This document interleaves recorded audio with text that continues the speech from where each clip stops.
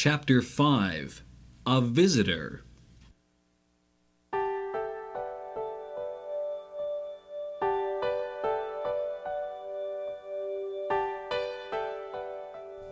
Two winters passed, and Heidi was as happy as the birds in the air. Then, in the spring, a visitor arrived. Just as Heidi and her grandfather were clearing the table, Aunt Deet swept into the hut, wearing a fine hat with a feather, and a skirt so long it dragged the floor. "How well you look, Heidi," she exclaimed nervously. "I knew the air up here would be good for you." Heidi looked at her grandfather. He was frowning, his pipe clenched so tightly between his teeth that it looked as if he wanted to bite it in half. Still, he said nothing as Deet chattered on. "I knew Heidi would be in your way, Uncle, so I have found a wonderful home for her in Frankfurt with a wealthy family. Heidi will be a playmate for a little girl who is confined to a wheelchair. She will be treated just like one of the family rather than a servant.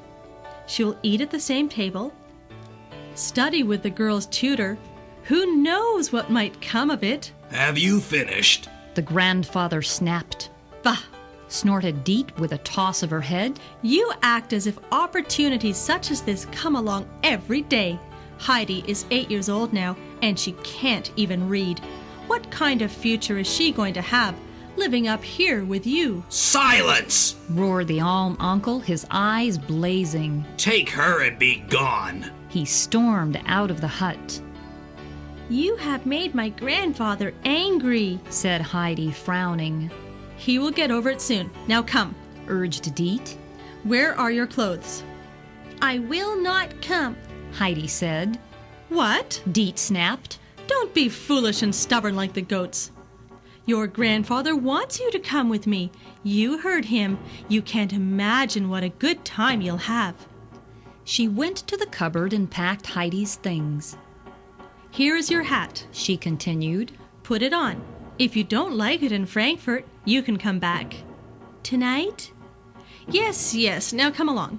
Aunt Deet put the bundle of clothes under her arm, took Heidi by the hand, and they started down the mountain. "Peter's grandmother!" Heidi cried as they came to the mountain hollow. "I must say goodbye to her." "No time for that," Deet insisted. "We'll find a nice gift for her in Frankfurt. Some soft white rolls, perhaps. I imagine she can hardly eat black bread any longer." "Oh, yes," Heidi agreed, and she began pulling at her aunt's hand. So it was that, as they reached Dorfli, the villagers saw Heidi running ahead of her aunt. "You see how it is," Deet called to the villagers. "The child is in a hurry. She can hardly wait to get away from that terrible old man," the villagers whispered to each other. From that day on, the grandfather looked more ferocious than ever. Only Peter's old blind grandmother stood by the Alm Uncle, and she told everyone who came to her house to bring spinning or to get yarn how kind he had been to Heidi and how he had repaired their hut, but no one believed her stories. The grandmother herself saw no more of the Alm Uncle, and her days were once again empty. She would sigh. "If only I could hear Heidi's voice once more before I die."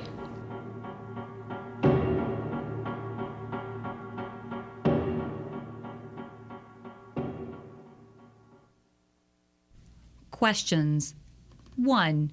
Who visited Heidi in the spring after 2 winters passed? 2.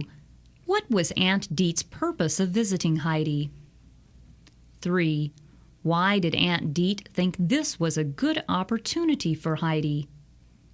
4.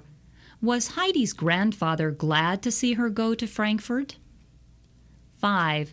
Was Heidi willing to leave her grandfather and go with Aunt Deet at first? 6. Did Heidi say goodbye to Peter's grandmother after she was persuaded to go with Aunt Deet? 7. What did the villagers think of the Alm Uncle when they saw Heidi running ahead of her aunt in Dorfli? 8. Who stood by the uncle, saying that he had been very kind to Heidi? 9. Did Peter's grandmother miss Heidi very much? 10. Was the uncle really a terrible old man?